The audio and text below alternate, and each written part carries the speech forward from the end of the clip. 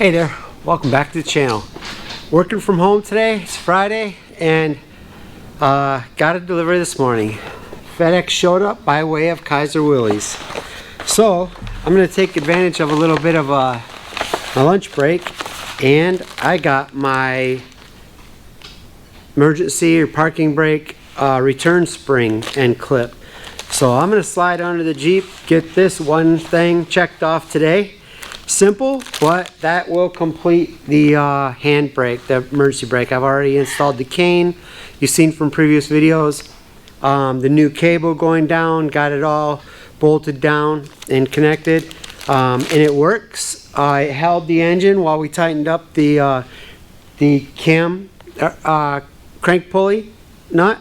So handbrake is working. It's just when you release it, got to physically push it in. So we'll get this spring on so it retracts on its own, and that'll be one more thing checked off.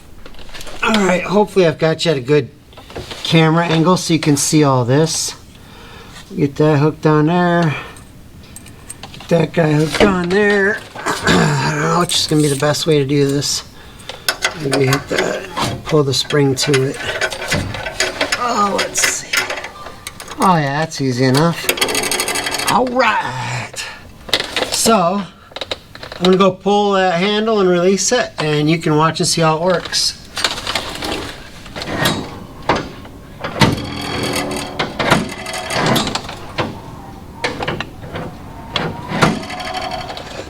Hopefully that looks good from your angle. I'll have to take your word for it.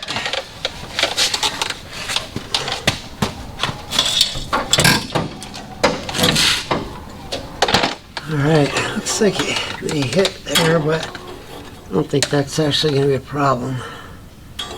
Because when it is hitting there, it's sitting still. It's missing the drum. It is touching the pan, but again, when it's pulled, it's just sitting. It isn't like it's going to vibrate and wear out either the spring or the pan there. So I'm not going to worry about that. We're going to call it a success. Let me release that brake. Alright, so that was quick, simple, and underwhelming, to be honest, but it's another thing checked off. So all progress is good, even the littlest steps. So stick around. We're getting ready to continue on the wiring, get fluids in, work on that alternator bracket, and hopefully really soon get our first startup. So thanks for watching.